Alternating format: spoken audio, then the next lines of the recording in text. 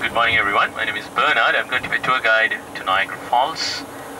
Once we get out of the city, I'll explain the program for today. Now, before I start my commentary, I just want to know if the temperature is okay inside. Are you all comfortable? If the temperature changes, if it gets too cold or warm, please raise your hand or shout at me. Have you all taken a city tour in Toronto? No. Does anyone knows what Toronto means? No one knows? I don't know too. I'll tell you a little bit about Toronto. I'm not a tour guide for Toronto. I'm a licensed tour guide for Niagara Falls. But I'll tell you what I know about Toronto. First of all, Toronto, it's a native Indian name. Toronto means meeting place. Different tribes of native Indians from different parts of Ontario, they used to meet at the harbor for trading. So that's why they call it a meeting place. Population of Toronto is 4 million and population of Ontario, which is the province, is 10 million and the whole Canada is 33 million. So the size of the land, we're very less populated. Right now, Canada is the second largest country in the world. But some part of Canada you can't live, it's too cold. Does anyone knows how many countries are in this world altogether total? What is this, a classroom? The total is 216. But in Toronto, you might have noticed we have people from 144 different countries living in Toronto, very cosmopolitan city. 56% of the people in Toronto are not born here, including myself. Kitchener used to be known as Berlin. During the First World War, they've changed the name into Kitchener. There's a little village called St. Jacobs. This is where you'll find the Mennonites. The Mennonites are kind of religious people. They don't believe in technology, they're farmers. They dress in black and they lead a very simple life. We call them the Anabaptist. They don't believe in kids being baptized. So if you're here for a while, I will highly recommend you to pay a visit. It's totally different from a big city. It's a country tour. Once you reach there, they will take you in a horse-drawn carriage into their village and they will show you how they live. Toronto St. Lawrence Market. So Monday to Saturday, this is our farmers market. On Sundays, they convert this into a flea market. The biggest farmers market in the world, as I said, is in St. Jacob. St. Jacob, because as you know, most of these Mennonites are farmers. Those days when they migrated, they were able to buy an acre for $1. So here to your right side, you can see St. Lawrence Market. This is our farmers market, and there's another building right across the second traffic light. Both of them are connected. There's an underground tunnel that connects you to the other building as well. Used to be the City Hall many years ago, but in 1960s, they moved to Nathan Phillips Square, which is very close to the Eaton Center, or right across from the Sheraton Hotel on Queen Street. Okay, in a few minutes' time, we'll get onto the highway. This is Garden Expressway. It will turn into QEW, Queen Elizabeth Way. This will lead us all the way to Niagara. Once you're on the highway, to your right side, you'll have a view of the city. To the left side of the highway, you'll have a view of Lake Ontario, Toronto Island, and the Island Airport. There's an interesting building.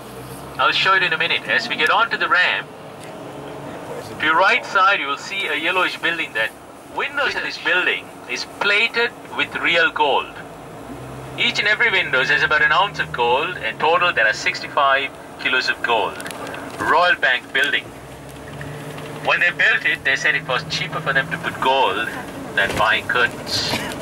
So they're in big trouble now. The neighbors are suing them, taking them to courts on a sunny day because of the reflection. Neighbors are consuming more air conditioning.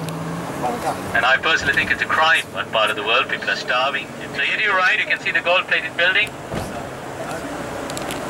65 kilos of gold, and each and every window is about an ounce of gold. Right next to that, the building with the green rooftop, this is the Royal York Hotel. That's where the Queen stays when she comes to Toronto. You can see the gold-plated building one more time here to your right. And the building that you see right here to the right is Air Canada Centre. This is where they play ice hockey. They share this building with Toronto Raptors for basketball as well. They used to play at Maple Leaf Gardens.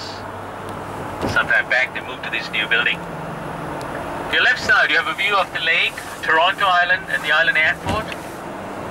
At your right side now, in a few minutes, you can see CN Tower. And right next to CN Tower, so if you want to have fun, you should go on a windy day. There are 2 observation levels. You have to pay a little extra to go to the higher level, which is the tripod. From there, if you observe the building next to the tower, you can feel the movement of the tower. If you haven't been there yet, the best thing what you can do, try to make a reservation in that revolving restaurant. If you have a reservation, you can go for free, otherwise the ride will cost you about $25. The distance to Niagara Falls is approximately 120 kilometers. But I just missed one more thing here. The Rogers Center, which is right next to CN Tower, used to be known as Sky Dome. Sometimes back, they changed the name into Rogers Center. And it got there's a hotel inside with 360 rooms. 70 of the rooms are facing the stadium. Welland Canal connects Lake Ontario right to the left side of us, which is the lowest, and Lake Erie, close to the falls, is higher. 99 meters elevation, total 8 blocks.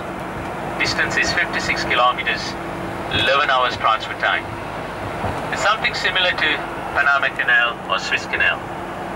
So as soon as we pass Welland Canal, we will take the exit. We'll drive through the countryside.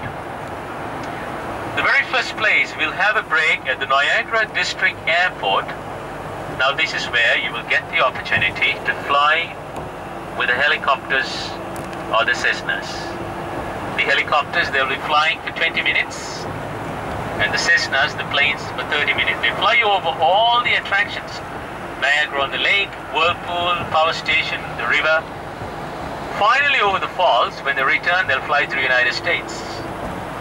Once they cross into the American airspace, to your right side in the distance, you'll see Lake Erie. This is where the water originates from.